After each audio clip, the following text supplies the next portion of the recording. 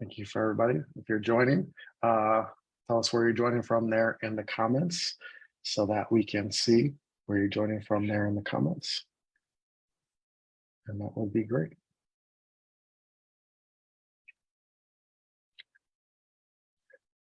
Okay, let's get started.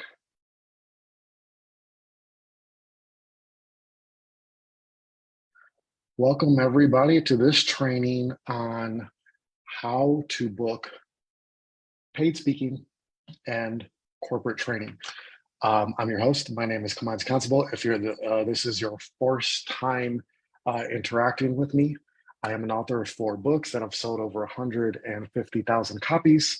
I am a writer and journalist that has been published in over 100 publications and magazines. You could come to my media page, click on that, and see all of the various places that I've been published and what I publish articles on. I've been interviewed on over 250 podcasts, including shows such as Smart Passive Income with Pat Flynn. I'm also I used to be a speaker where I spoke at conferences, industry associations, and then towards pre-pandemic, a lot of corporate training for 4 years because I got tired of getting paid $1,500 to speak at a conference. But you can Google my name. You could see some of the companies that I've done corporate speaking at. You can see videos of myself speaking at all sorts of events. You can Google all that to see that I know exactly what I'm talking about when it comes to book and paid speaking corporate training. But when most people want to book speaking, the reality is that they don't have a plan. They don't know how to do it consistently. Somebody might be at a local networking event and just happen to talk to somebody who has a conference, and then they walk themselves into a bet. They might network in a mastermind or some various groups on the internet, and they might talk themselves and kind of indirectly get themselves into an event. But as far as doing it consistently, most people do not know how to book paid speaking consistently. It's just not something that a lot of people do. The reality is that you can book paid speaking, but you have to be strategic about it. Before you ever are going to pursue the path of what I'm going to talk about here, where I teach you exactly how to book paid speaking gigs, the first thing that you should do is get some clips of yourself speaking. Because no matter who is going to hire you, they're going to want to see how you speak. They're going to want to see how you communicate. The good news is that there's many ways for you to get clips of yourself speaking. You could go to your Chamber of Commerce's or your Rotary events or your local meetups, and they happen wherever you are in the United States, and I even believe it's international. This could be an opportunity for you to go to speak to other business owners. And by doing so, you can accomplish 2 things. You can get some clips of yourself speaking, or you can get some business from it, depending on what you're speaking about. If you don't want to do all that, you can just set up a tripod in your home, create a video of yourself speaking on your topic so that event organizers and corporate decision makers and all the people we're going to talk about today are going to be able to make a quote unquote buying decision because they see that you indeed have the ability to speak.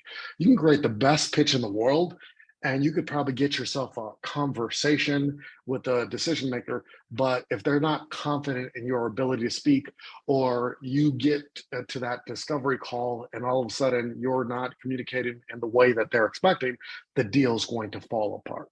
So get some clips of yourself speaking. If you don't have them already, it's very easy. You can put it on a landing page. On your a landing page, there's a lot of landing page softwares nowadays. You can put it on your website, create a page on your website that's speaking of whatever, and then anything they need to know, and then you can do that. Now, with that in place, let me talk about traditionally some ways that people find gigs, and then let me talk about an alternative to doing that. So traditionally, the way that people find gigs is using either they're hiring a booking service, so like a speakery directory service, signing up, hoping that it's going to they're going to be discovered, or hoping that service gives them some gigs. And there's a couple of good ones out there that I've seen that do that. But by and large, if you're not a well-known speaker, you being found in a sea of speakers is probably not going to go how you want it to go. But event directory sites like Eventbrite, and there's a whole bunch of event directory sites like this. Way too many for me to list here. But you can go to these sites. You can search by location. You can search by category. You can find all the events that are happening near you and with you. You can then go to those events websites and see if they have a call for speaker submission form already on their website. If they don't, you can just pitch the conference director directly, the event organizer directly through email. But it's for events, conferences, it's almost better if they have a page so you can see whether or not they pay speakers, because that's information's not always obvious. For smaller events, it might be harder. For larger conferences, even then, it still might be harder, because with the conference, whether it's, you can list any conference in our industry in particular, social media marketing world, podcast movement, traffic and conversion summit, any of these conferences, they'll pay the keynote speaker well, like six figures. I'm connected to quite a few organizers from these conferences. They'll pay the keynote as well. But then everybody else, there might be a handful of people that are getting session speaker pay, which might be anywhere from $1,500 to $3,000. And then a vast majority of these big industry conferences don't pay the speakers, right? Like, so it's just a handful of players that are getting the dough at these well-known conferences, and then the speakers don't get paid. That's what you see by and large in the conference world, is they're just not going to pay. So you can find events through event directory sites. You can find lots of events, and you can pitch lots of events. The only difference is it's unclear whether or not those events will pay through. So what this means is, it means through a lot of weeding through a lot of these conferences to find the few gems that you're looking for. Another way that people typically find speakers is through Google. So using terms like calls for speakers and then entering your topic, you're going to see a lot of different events on your topic all over the world. So then it's you doing the legwork or having an assistant doing the legwork to go through each of these events to see if they're looking for what kind of speakers they're looking for, and then to see if they actually do pay speakers. And when you are looking for a call for speakers, and they're saying, hey, we want speakers, and you click through to their events, they're more than likely going to tell you whether or not this conference pays. I have no clue what this conference is, tell you about the selection process, and then somewhere they're going to tell you, hey, we pay, or we don't pay, or we don't pay you. So they're going to have all that information on a page like this, so you know whether or not to waste your time. But again, this is a lot of weeding through information, which, if you want to be paid as a speaker, you can definitely do this. You can put together a list of conferences. There's a lot of scraping software out there. It's a software that you can access that will just pull all of this information for you, put it into a portal, and then you can then just start processing through the information. So that's how speakers would typically do it, is they're on event directory websites. They're using Google to look for calls for submissions. They're sorting through the information. They're reading through the calls for submissions. They're seeing which conferences pay and which conferences do not pay. That's what they're looking for here. Now, there's a couple of profitable pivots that I think are even better. And to me, the two profitable pivots that a lot of speakers do not make is they do not go after industry associations, and they also don't go after speaking inside of corporations. I think this is an absolute game changer pivot, because if a conference has X number of attendees paying for X number of seats, and they're paying the speakers six figures, and when you start doing all of that math, the amount that they could pay speakers starts to get dwindled pretty quickly.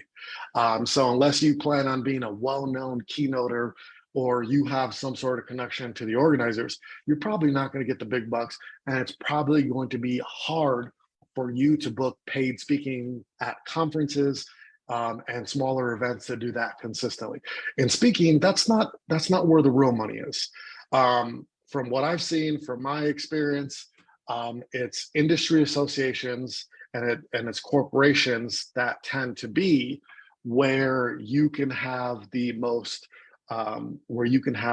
speaking, because at industry associations they have members that pay to be a part of the association.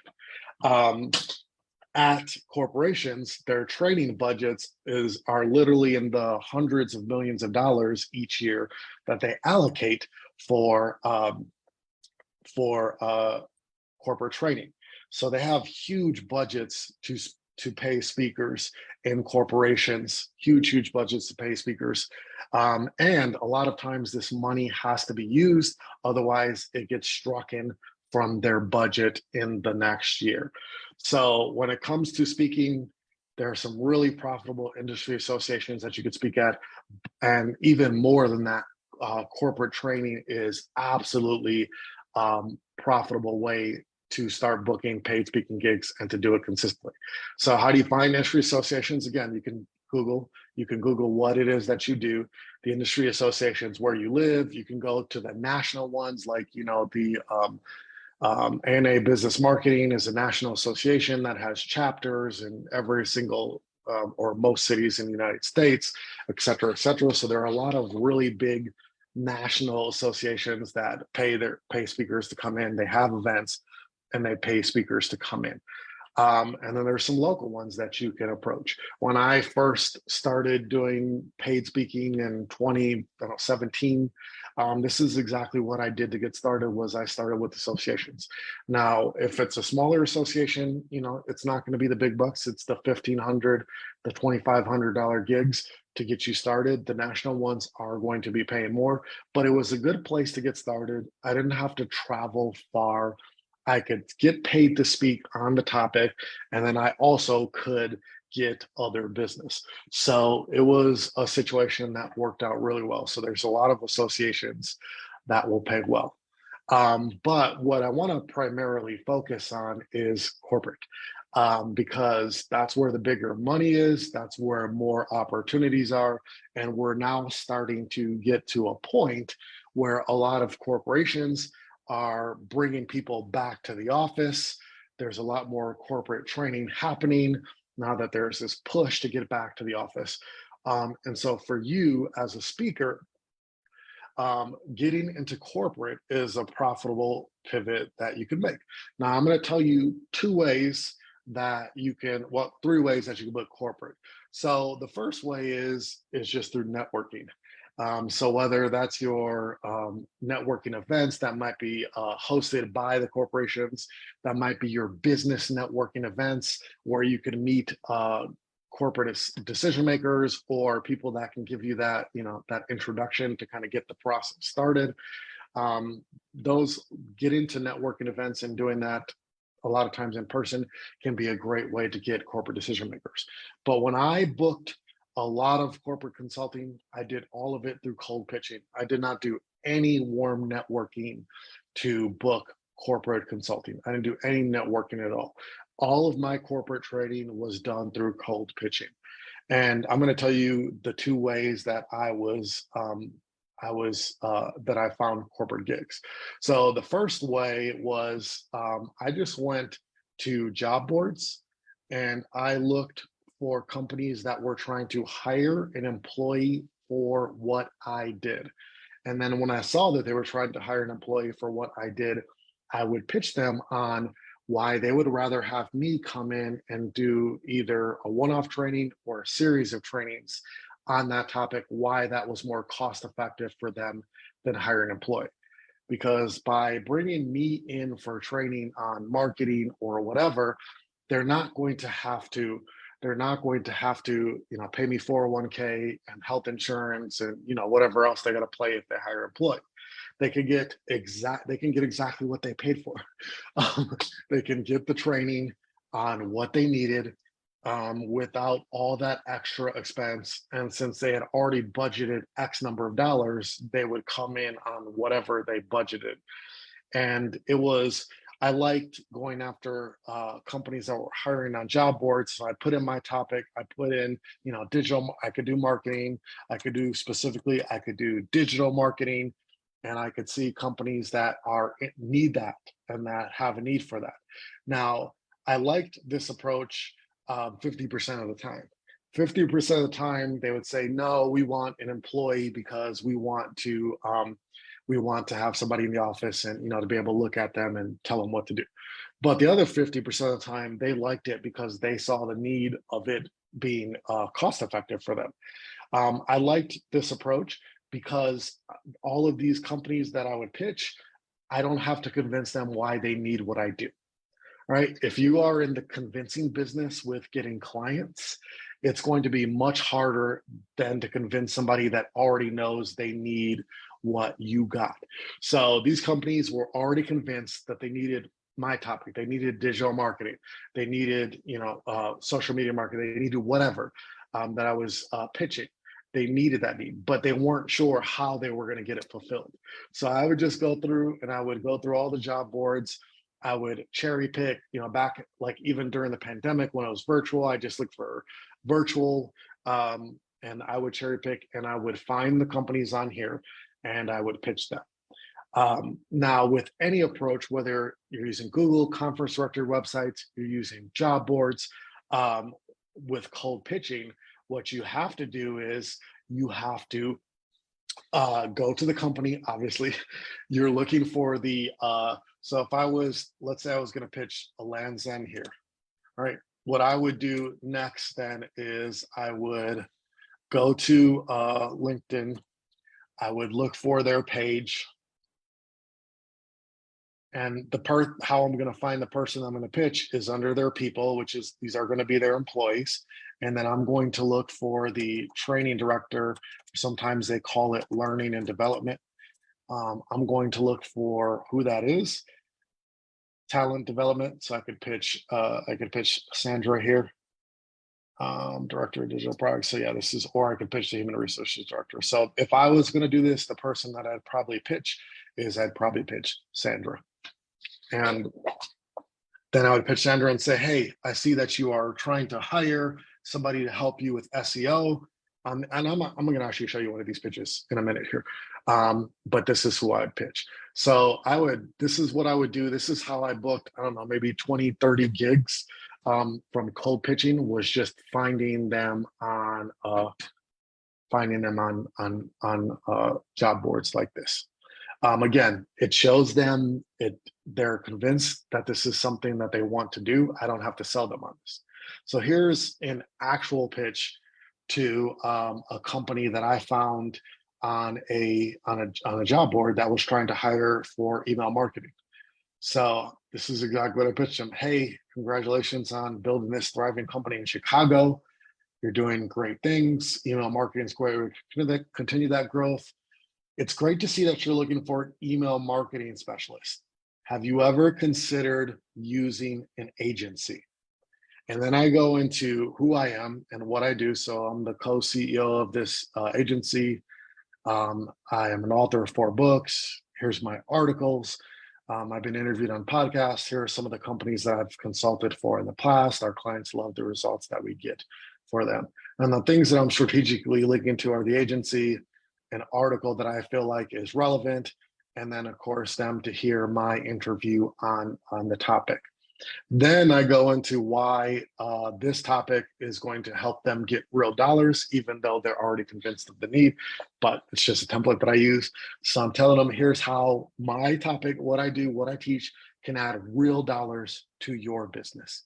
Here's how I can do it. And then I go into what we can offer. So if you hire us instead of hiring an employee, then you're going to be able to get these precise deliverables right here. And then I gave them one tip that they could use.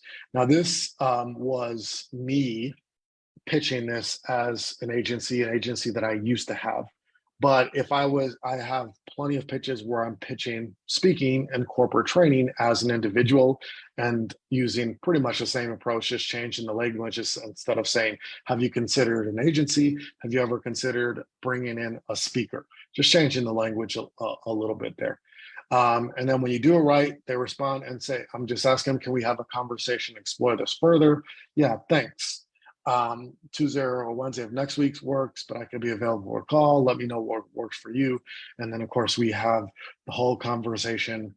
Then he said he wanted a proposal. So we go over the proposal with him on Zoom, give him the proposal. And then, of course, he signs up for the services that he wants.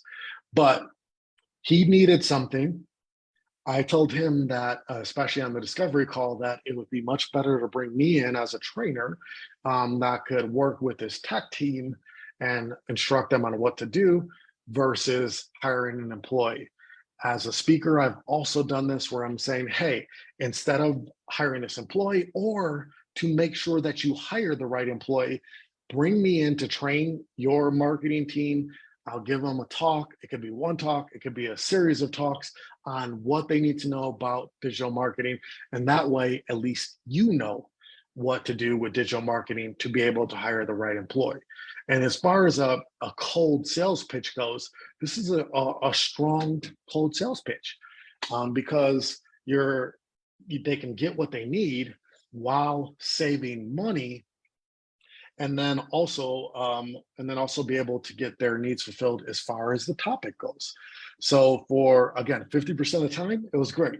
50% of the time, it was not great. They just said, hey, we want an employee in the room.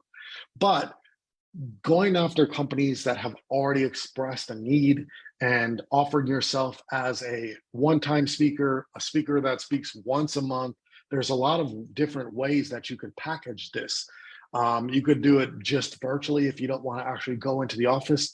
It's very versatile as far as how you could package this, but offering yourself that way to companies that are already looking is a match made in heaven because, again, they're already convinced of their need.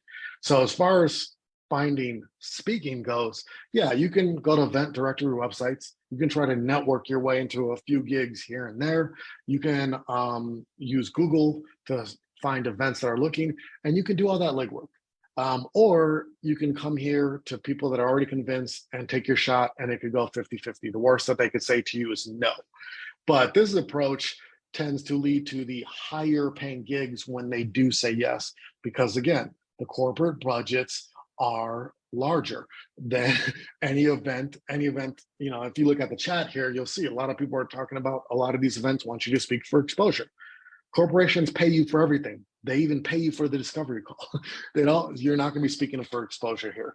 Now, the second approach to getting corporate gigs, besides networking, besides using job boards, is to target privately held companies. So privately held companies being companies that are not owned by a big corporation and conglomerate.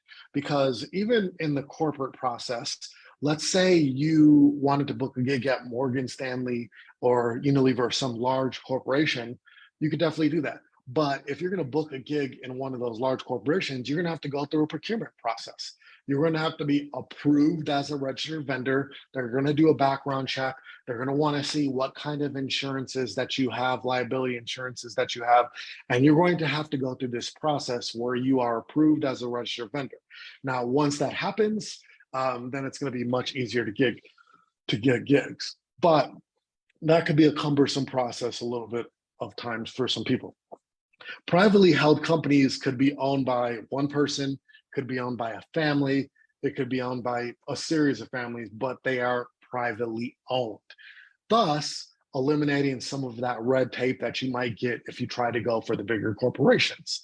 The beautiful thing about privately held companies is that they can make decisions very quickly if they want to. I came here to the Inc. 5000 list.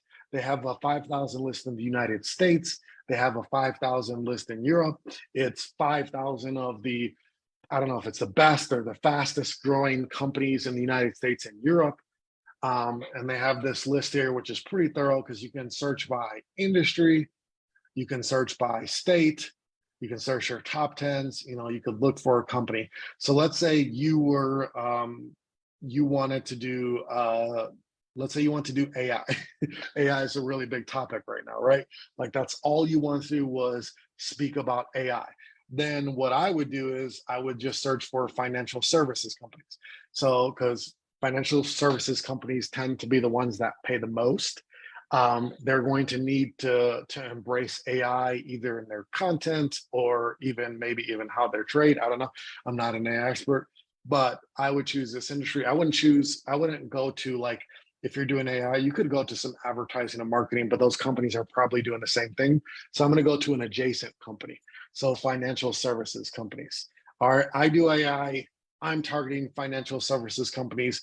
And then I could just go down this list and look at which companies I feel like are going to be good.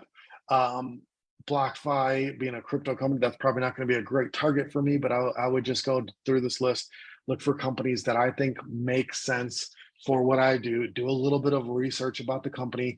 And then again, I go to their LinkedIn page. When I'm ready to pitch, I look under their people section. I'd look under their employees. This is a very small company. So I might look for the founder or the co-founder. If I can't find that, I'd look for the person that handles operations. This is probably the person that I'd pitch, the person that handles operations. And I would pitch them on, hey, this is why you need to bring me in as an AI speaker in your company. It's the future. It's the revolution. You're going to need to know about AI.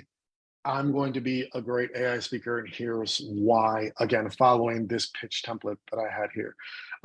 This pitch right here, I found this company I found on the job board, but it was a privately held company. So when I wanted to do business with Dale, it was very easy for me to pitch him, for him to respond quickly, for us to hop on the calls quickly, for him to sign the contract quickly. It's very easy. You don't have to go through that intense process like you would go through a corporation. So privately held companies, Inc. 5000 list is just one list. Forbes has a list like this that's privately held companies. I think it's 1,000 or it's 2,000. I can't remember. But just between this Inc. list of 5,000 companies in the US, 5,000 companies in Europe, Forbes is 1,000 companies. That's 11,000 privately held companies that you could potentially pitch. You're obviously not going to pitch 11,000 companies, but just with these lists alone, that's 11,000 potential companies that you can pitch. And if your hook and your pitch is strong enough, combined with your social proof, you then could have enough opportunities this year to do paid speaking just with these companies, just with these 11,000 companies on the Forbes list and the Inc. list. Then it's just a matter of going to the company, showing them why they want to bring you in as a speaker, showing your experience and pitching. All you're doing then at this point is pitching. So between job boards, between privately held companies, for the people that I have seen doing this, they have never run out of leads to do corporate training, leads to pitch to do corporate training. Now, the only downside to everything that I've said here, whether you're going to go after conferences, event directory websites, you're going to go after job boards, you're going to go after privately held companies, is the legwork involved, right? I've already showed you where to find the leads. Okay, that's cool. Now you know where to find the leads. Now your job then is to go to those leads, to look at the companies, to look at which ones make sense, are in alignment for whatever it is that you do. Find the decision maker. And then once you find a decision maker, then you have to find their contact information. If it's not readily available on their website, let me just show you a couple tools that you can use if you wanted to do that. So one of them that I like, that's probably the best directory out there, is Rocket Reach, where you can search, and they also have a plugin too that you can install and that you can then put on your browser, and you can just put in the person's LinkedIn information, and then you'd be able to go ahead and pull Greg's email. You can also use hunter.io, where you could put in the domain of the company. So this is the company here. Let's see if they're going to pull up. Okay, we got it. and they're going to tell you the email structure that the company uses on their server. So you can see here their patterns of first name, that last name, and then I can put in Greg's information here. And then it's going to tell me 92%. This is what Greg's email address is. And these tools are free. They give you like 50 searches for free. Rack Reach is by far the best as I'm not using the paid version of Hunter. This is the free version. Look, free plan right there. And then, so this is great. Rocket Reach is probably the best directory. They have phone numbers. They have all the information, but you're only going to get 5 free searches a month. But so this is a lot of legwork of finding the opportunities, finding a person, then creating a pitch email, then sending it out, then making sure that you're doing the follow-up if they haven't responded to you, making sure that you're tracking the emails, and then having all the discovery calls. So, I mean, but essentially, if you want to find paid speaking, you definitely can find paid speaking. Conferences, through event directory websites and Google search, will find you conferences. Then it's weeding through which ones will actually pay you. Corporations are always going to pay you. They're never going to bring you in for free. This is not like conferences. This is not like the internet. They are always going to pay you. So use job boards to find companies that are convinced that they have a need on your topic. Use the Inc. List, 5,000 list, Europe, and then also US and Europe, and then also use the Forbes list. And I would bet, I haven't done a lot of research, but I would get there. I would imagine there's other lists that are like this that could give you lists of privately held companies, and then sending off the pitches. So if you want to book some paid speaking gigs this year, it's a little bit of legwork, but that's definitely what you can do. You can definitely use all of these various tools here to get some pitches sent out and book some more paid speaking gigs. And then of course, I'm going to plug the reason why I did this. I'm going to plug my program, which is PR Pitches.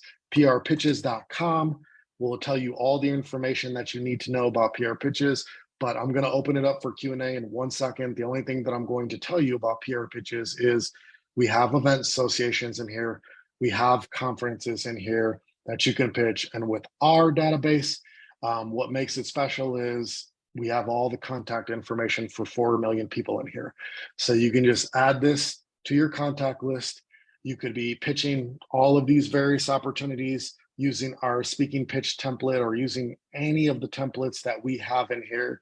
And you could be sending off pitches. They're all tracked for you. The follow-up is already in there. You could do that. So if this is something that you're looking for to release the legwork, our first tier starts at $97 and gets you 100 pitches. So that's all I'm going to tell you about PR Pitches. Now let me open it up for your questions about booking paid speaking. Who's got questions? I have a question. Yes. I'm speaking about kind of mental health topics, specifically trying to get into corporations to help leaders with emotional intelligence. Do you have any insight as to like the job title of people that I should be pitching for that? Yeah. Well, if you're talking about the corporate person that you're going to pitch, it's almost 9 times out of 10, it's the learning and development director or the training director. 9 times out of 10, that's who it's going to be. And if that person is not available because the company is too small, you can just go after the person that does operations, because that's, you know, the overall person that handles how a company runs. Is in PR Pitches, is that like on the contacts, is that like name on there? For some associations and some conferences, yes. Okay. We will have the role of the person there. Thank you. And then Sasha, I hope I didn't butcher your name. Everybody butchered. My name is Kimanzi and everybody butchers that. Can I pitch for myself and my clients with one PR Pitches account? That's a great question. Absolutely, you can. So on PR Pitches, you can add team members, unlimited amount of team members. If you want to pitch this with 100 people, I guess you can do that in theory. but you can just invite them to your team. They get their own separate logins. If you wanted to monitor what they're doing, you can log into their account and kind of see what they're doing. If you want to remove them, it's very easy to remove them, but you can have your own account where you're pitching for yourself. You can add your client here, and then if you wanted to pitch as if you were the client, you can log into their account and pitch as if you're them. Nobody has to know. I mean, you literally, if you had 12 clients and you wanted to pitch as if you were those 12 clients, you can set up their accounts here, log into their accounts and pitch as if you're them. Or you can just be one agency that's pitching on their behalf with one account. But we absolutely let you add team members here, as many team members as you want, can pitch as if you're whoever. And then the only thing that you need to know is that you're going to share the number of pitches that you have. So that's the only thing to keep in mind. Anybody else? Let me just go through these comments for you. So Victor says, do you see there being opportunities for people who use this as their SaaS, et cetera, people with legwork for others, but having, yeah. So if you're asking if you could buy PR pitches and use this to sell clients on how you can get them, paid speaking gigs, conferences, or media, absolutely. If that's what you're asking, you could do this. And they don't need to know how you're finding these opportunities. Plus, we got the templates in there. Trudy says, as a wellness speaker, it's hard to convince companies of the ROI. So that's ultimately to invest in, and you're speaking at workshops. Any tips on how to convince them of employee well-being? I don't know. I think nowadays a lot of companies are more open-minded to wellness, like mental wellness was brought up. That's huge in the workplace. I think there's a lot of companies now that definitely understand all access of wellness. So if you're not finding it, maybe you're not looking at the right companies. One of the things that I mentioned was to go to job boards and then start having the ability then to be able to pitch job boards. So if you just went to a job board and a wellness coach, well, look at all these different things that are coming up here, right? AI personal trainer. So that's kind of interesting. Executive director, wellness and lifestyle, yada, yada. So if you just went here, I'm sure you would find companies here. If you went to any of these privately held companies, especially financial services companies that are very sedentary, they're sitting at their desk all the time, they're incredibly high stress and demanding jobs, I think you might have an easier sell if depending on who you target. I think maybe targeting might be some of the issue. What does PR pitches do that I can't do manually? I'm sorry if I'm being late and missed the demo. All right, so what we talked about here was how you can find opportunities. You can go to conference directory websites. You can use Google search. You can come to job boards. You can come to curated lists like this. You can find all of these opportunities here in one place. I think in this call, I've probably showed you 15,000 opportunities. That's great. But then what you need to do next is you need to go to the individual companies. You need to see if that company aligns with what you do.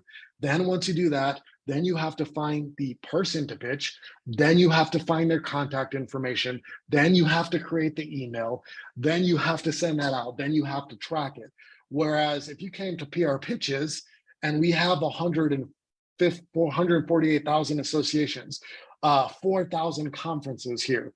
You also can be listed as an expert in our platform so that all these opportunities can also find you because we have people searching for that platform. You then have the ability to do that, to find all the opportunities, to pitch them using our pitch templates. And all you're doing is you're doing it with clicks. It's clicks and you're sending out versus the 17 steps that I just gave you. That's the advantage of PR pitches. And then at $97 for 100 pitches, that's less than $1 a pitch. You have the ability to add team members. So let's say you don't want to do this. Let's say I don't want to do whatever all this is. Hire a virtual assistant, hire somebody that, for X number of dollars an hour, set them up on their own PR pitches account under your team. They don't get access to your account, but they can, you can set them up on your team, give them access to a different email that you create just for pitching. So you create a new email that's just, your last name at the domain, and then they could be pitching for you.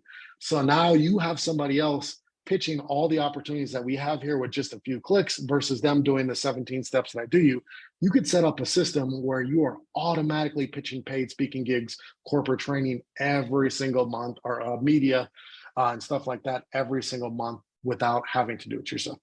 Okay. Paulina says, how do we write subject lines that get attention? So subject lines are, I find that, and I heard this from one of my editors of publication, it's the easier you can make the subject line, the better. So like a lot of PR agencies and people that are pitching, they have this subject line that just looks, I'll just show you. I'll show you what these subject lines look like. And then I'll show you what I've seen work after sending out thousands of pitches. So let me show you what works. Okay, I'm going to show you. So I'm somebody who gets pitched a lot myself. I get pitched a whole bunch. Here's my folder where I keep all the pitches that people pitch me. This is what a typical subject line would look like from people that are pitching. It's way too long. Best subject lines are as short as possible. And then look, the first letter of each of these words is capitalized, which screams pitch. You don't ever want to do that. You don't want your pitch to scream pitch. The subject lines that I've seen work are short, sweet, and to the point. So it might even be as simple as speaker pitch or consultant pitch or whatever. But the subject lines that I like when I'm pitching, especially if I'm pitching corporation, I like to say the name of the company and then what I do. So you see here, Scrapco's email list, or Coca-Cola's digital marketing, or Nestle's diversity and inclusion. Why? Because the person you're pitching sees the subject line, they're like, what's wrong with our email list? What's wrong with my diversity and inclusion? What's wrong with my marketing? And they automatically open the email because they want to see what they think is wrong there. So I'd say it's like 5 words at the most. It's not obvious. So like, don't capitalize the first letter of each word, short and sweet and to the point. See, we got a hand up here. Sheila, did I say it right? I don't know. You did. Hey, Kimanzi, how are you doing? Good. How Thank you you doing? so much. Can you hear me okay? I can hear you. Okay, perfect. Thank you so much for putting this on. I appreciate it. It's so very timely. Sorry. So I am pivoting from being a digital marketer, internet marketer, et cetera, to being a full-time AI consultant. I've been using AI for 2 years, blah, blah, blah. And my friends and I are doing that too. So I noticed in your pitch, you've got I've written 4 books, I'm in all these publications, but obviously AI is new, so we haven't gotten there yet. I have been able to book some virtual summits that I'm speaking on in June, which is great. So my question is around how do we build the credibility piece pretty quickly, specifically in a topic like AI? Should I go ahead and bang out a couple of books? Because I also have 1,000 books published on Amazon, so I can do that pretty quickly. So do you think the book route is the best way to kind of, pad the resume, so to speak, in this space to stand out from other people? Or what do you suggest when you don't have, the new credibility in this space? I definitely don't suggest banging out a book because you'll get some people to read it, but I don't know if it's the key people you read it. The best way for you right now to get out there in a big way is press. It's media. So it's getting featured, yourself getting featured in articles. It's publishing articles on the topic. Instead of writing a book, what if you were on Forbes talking about AI? What if you were on Business Insider talking about AI? Like, instead of doing that, what if you were on these publications where this is what I showed in one of my other training. So you could bang out a book and then you have to get people on Amazon to find it, yada, yada, yada. Whereas if you were to come over here to Business Insider, look at their reach. They get 180 million global visitors, 248 million people on social media. So now imagine if you're writing on AI here, right? Writing on AI here where the audience already is. And then maybe start taking some of those articles and you can compile them into a book. But the books you already have, you can put them in your bio here. And then when people are reading your articles about AI, that's a whole brand new audience that you could target.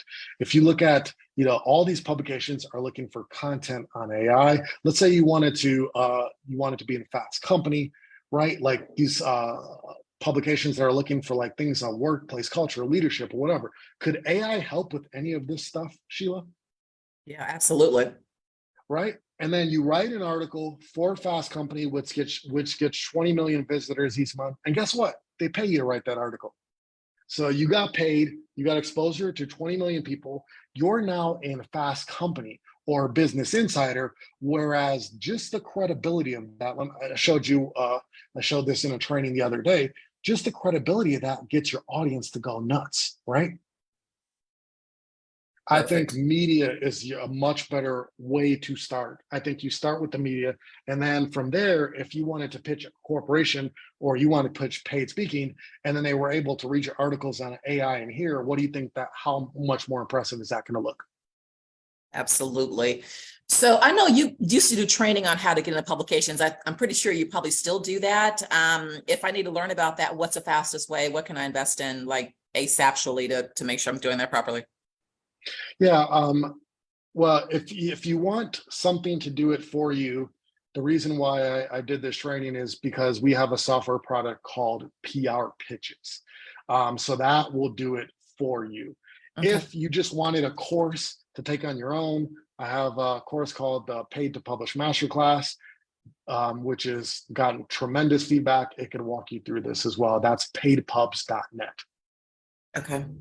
Yeah, I'm definitely doing PR pitches. I was actually going to get that this weekend before you even announced this event. So, and by the way, if y'all like the training, Sheila and everybody else, we're doing a training series every single week for PR pitches customers starting next week, and it's completely free for PR pitches customers, exclusive to them, more in depth, because we're going to empower you to understand these so that you can use the software better. Thank you so much. I appreciate it. Thank you, Sheila. Anybody else have questions about, doesn't have to be about PR pitches. It could be about paid speaking. Victor says, so quick start would be to determine subject matter expert, building a site, optimizing. No. None of that stuff, Victor. I'm the type of person that wants to get to the thing as quickly as possible without all of these extra steps. So what I'm going to tell you is just build one landing page where it's like, I am the speaker. This is what I speak about. Here are the topics that I speak about. Here's a couple clips of me speaking. Here's why you want to book me as a speaker. And then I'm going to pitch. I might pitch smaller local gigs, like smaller local industry associations or smaller local conferences, and start getting the $1,000, $1,500 gigs. Before then, I build out everything else that you're talking about. Because that, to me, that's too many steps. I'd rather validate the idea, get it out there, make money with it, and then go back and then build the thing. Corporations will pay you for meeting as well. Yeah, corporations, large corporations will pay you for a discovery call, yes.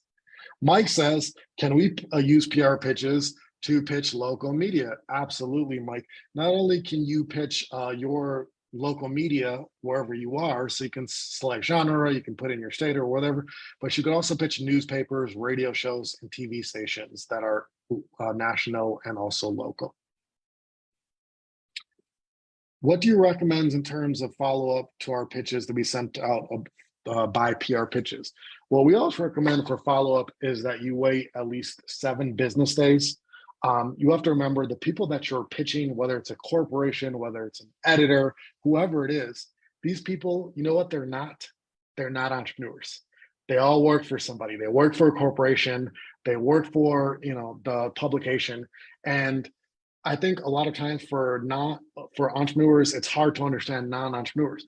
Non-entrepreneurs don't want to feel like they're rushed. So like I have people pitch me to be featured in an article, and then 3 days later, they're like, did you get a chance to look at the pitch? Like, I didn't even get a chance to open my phone in the last 3 days, much less look at your pitch.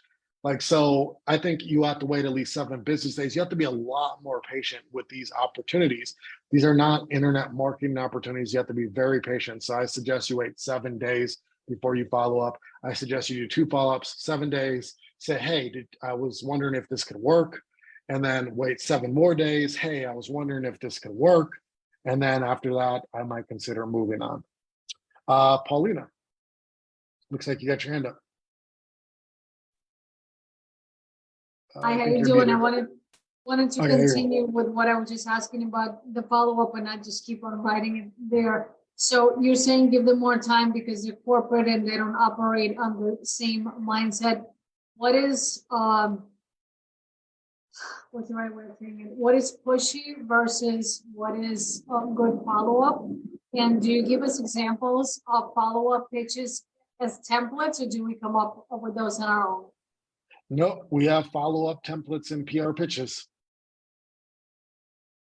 Okay, amazing. So what you're saying is wait at least 7 business days, which is probably like 10 days of regular time, and then just keep on following up. If we follow this formula, right, and it's going to be different for everyone, obviously, based on our experience and our social proof. For every 100 pitches that we send out, is there a matrix that we would look for in terms of responses or getting booked, or like how do we track our results? So what we've seen from people that use the platform before anybody else, for every 10 podcast pitches you send out, you get at least 3 booked gigs. For every 15 media pitches that you booked out, you get 3 gigs, because media is, whether it's features, is a little bit harder. As far as the paid speaking goes, I think the metrics were for every 20 pitches you sent out, you got at least 2 gigs from the people that use the platform before. Now, everybody's speed is going to be different, right? Because everybody has different experience and all that good stuff. But that's the metrics we've seen from the 500 people use this before it ever went public. Got it. Thank you so much. Okay, Lanisha says, Kimanzi, I'm shifting from being a doer and accountant to a speaker and accountant in business finance. Do you think I should go after accounting job description or consulting one? Yeah, I mean, I think you tried both. Let me actually just pull this up and let me see what we can see, Lanisha. Let's see what we can see. But I think the short answer to you, Lanisha, is that you would do both. So let's look at accounting consultant. See what we got. Okay, first one. You can, Lanisha, you should be an accounting consultant for United Healthcare Group. There you go. Accounting consultant for whatever this company is. So there you go, Lanisha. I guess does that answer? I think we answered that question, right? Cool. All right. Is there a big difference between pitching people as you're describing for PR purposes versus sales training, going to a car dealership and teaching about sales appointments? Yes, there is. The pitch is going to be completely different. So if you're pitching PR, it's to get either somebody to write about you or you to get a column somewhere where you're going to contribute thought leadership. If you're pitching as a trainer, it's going to be pitching as a trainer. And also, it's interesting that you bring up car dealerships. When I first started doing this and first started working with clients doing this, I don't work with clients to do this anymore, by the way.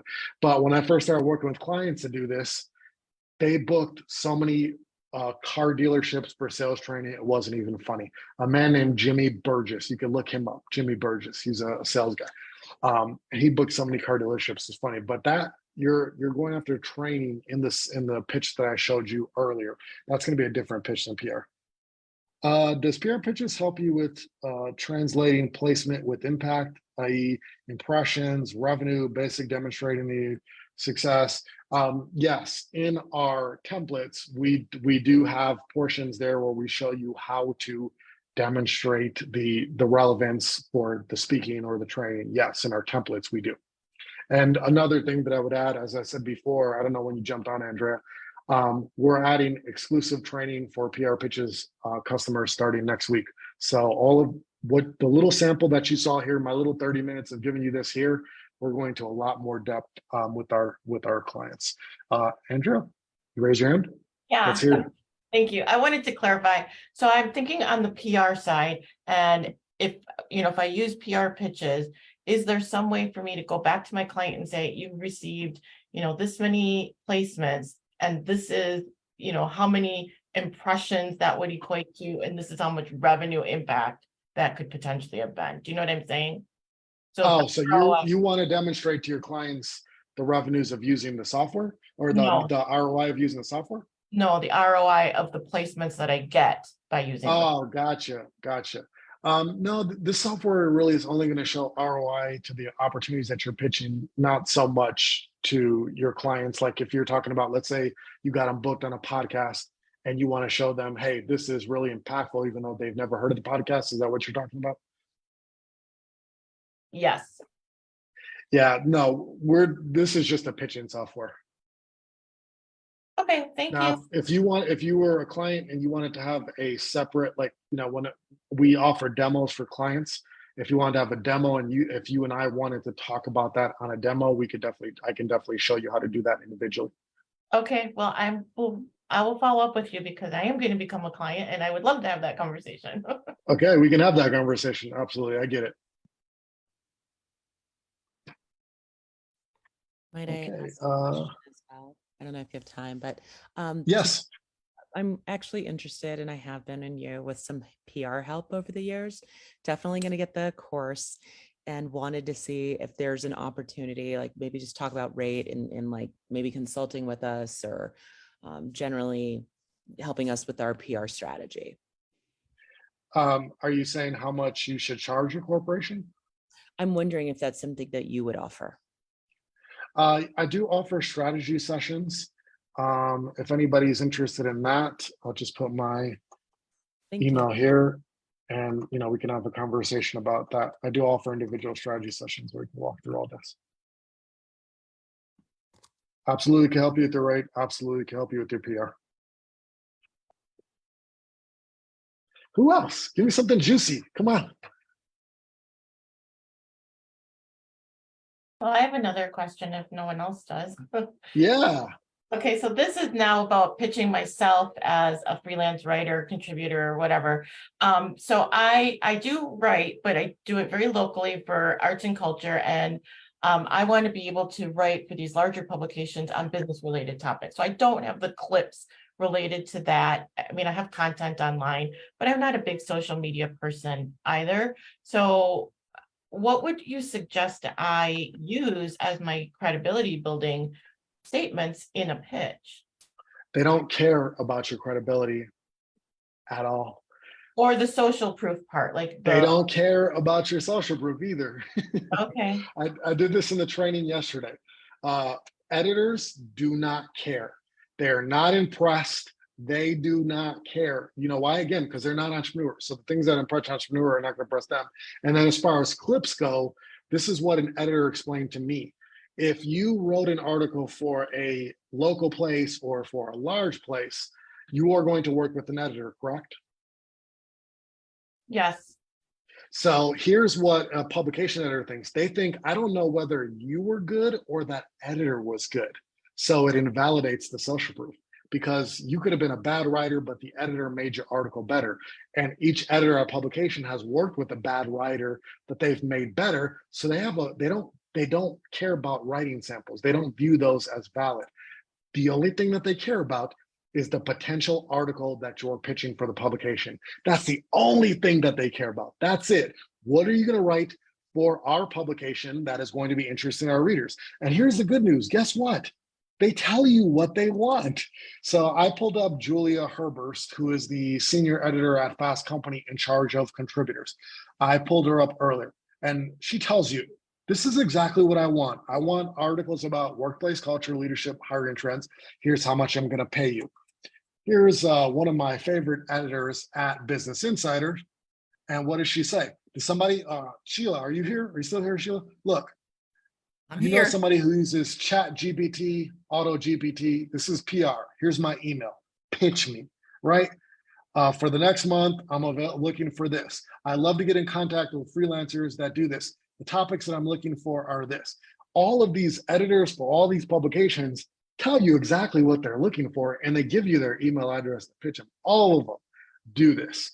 So the good news for you, if you want to get started, Andrea, you can go to any publication, you could find their editors on Twitter, and 8 times out of 10, they're going to tell you exactly what they're looking for as far as topics go. And when you pitch them, they don't care about your samples. They don't care about what you've done in the past. All they care about is what are those article pitches that you're going to pitch them. And let me show you an example of like what this actually would look like. So if I was going to let's say I want to pitch Forbes as a contributor and I did a contributor pitch, all that Forbes care about, all this is, this is all good and this is all great. Here's the places that I write, I have some clips. This is all they care about right here is what are the article ideas and why would our readers want to care about it? I've gotten people into publications with simply, hello, my name is Joe. I'm a writer, speaker, coach. Here are some article ideas to write for your publication. And they're like, yes, I like the article ideas. Come on in. That's literally the only thing that I put in a pitch. Great, thank you. Before I pass the mic to someone else, I just have one other question about finding the editors. So I'm not on Twitter, not going to go back to Twitter. Are there other places, like would I be able to find pitches on LinkedIn, for instance? Have you found them? You can find them on LinkedIn. Some editors use LinkedIn, or you could just find them directly on the publication's website. Sure. They usually have a page that is like not public. It's like it's a page that's listed on their website, but just not made public. You can definitely do that. And again, I'm going to plug my software. When you become a customer, we have them all inside PR pitches broken down by their vertical. So if you want to be in business, you want to be in education, you want to be in diversity and inclusion, we have them here for you. Thank you very much. Hey, Keep it open Kimanzi, it's here Sheila for- again. I have another question. Yeah, So sure. I get your emails when you talk about corporations, like such and such companies offering $30,000 for a speaker, blah, blah, blah. Can we talk about what we should be charging specifically and selfishly in the AI spaces? I'm pitching these companies going forward. What kind of rates should I be charging for one-off speeches, or what kind of packages should I be offering for, continued services, et cetera? Without knowing anything about your whole experience, what I've always told people in the past is that you should charge at least $5,000 an hour. Now, you'd never want to tell them that it's $5,000 an hour, but you want to take what you do. And then let's say it's going to take you 2 hours for the speech, 3 hours for the training, whatever. And then you're going to say, my fee is $15,000 for this. And I've seen that with clients work incredibly well. Does that make sense? That's brilliant. Thank you so much. Appreciate that. That's brilliant. Thank you so much. Appreciate that. Nisha says, I'm going to hire and train a VA to do the Twitter work and also do the visibility work and PR pitches when I select a specific editor or contributor. Yes, you can hire your VA to go on PR pitches. If you are want to be written about, featured, you would select a contributor. If you want to be the one to have the column, as Andrea mentioned earlier, you want to be the one to write, you would select editor. I mean, you also technically you could pitch an editor too if you want to be featured, because they're on staff. 4 more minutes. Anybody got some final questions?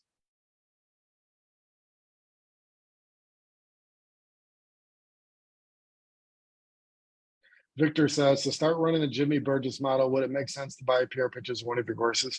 I mean, I'm an entrepreneur, so yeah, I'd like you to buy one of my courses or PR pitches, but you don't need one of my courses or PR pitches if you want to start booking gigs. You just got to start pitching. That's all you got to do is find the opportunities and pitch. Oh, affiliate program. I'm sorry. Nisha asked about the affiliate program. We do have an affiliate program. I'll put the link in the comments. Sorry about that.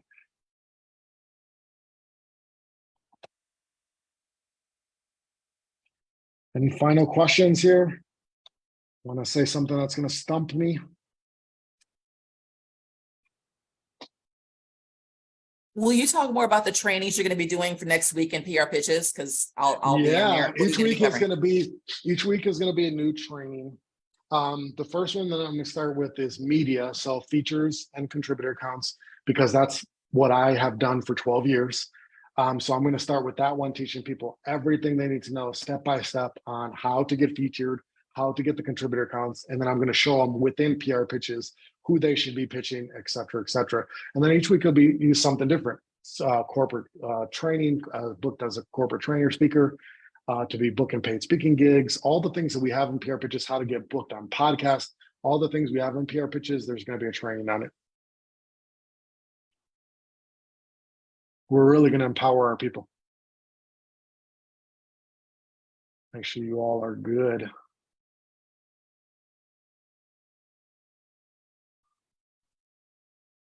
Yes, I'm going to do a live training. I've been doing it every single day this week. Tomorrow's training is going to be on how to get booked on podcast. And then I don't know about Friday. It might have like a wild card topic on Friday to figure out something super intriguing that'll get your attention. I talk about infusing personality into copy content. Is there a training topic for corporations? Absolutely.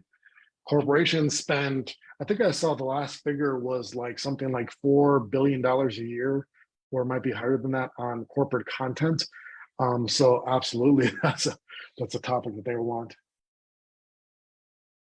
Is there a way to smoothly raise your rates once they expect a certain price? Everything's negotiable. Everything's negotiable.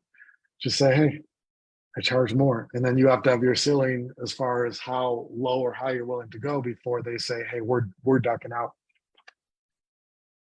But everything's negotiable.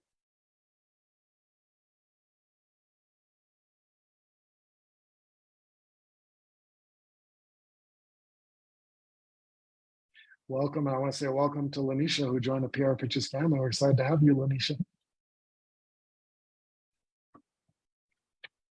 Lyria, did I pronounce your name wrong? Okay, you're already in the PR Pitches family, so I'm also happy to have you. It's Luria. Yeah, Lyria. I'm excited to have you in there. All right, y'all. Thank you so much for being here. I greatly appreciate it. We have another training tomorrow on how to get booked on podcast and a mystery training on Friday. I'll let you know. But thanks for being here. You, if you're not already, should be a PR Pitches customer. Go to prpitches.com to see exactly what we're talking about. There's demo videos on there, but you should be a PR Pitches customer, because next week, if you liked this training, we're going to have these every single week exclusively for customers. So bye, everybody. Thank you. Thank you so much. Appreciate it.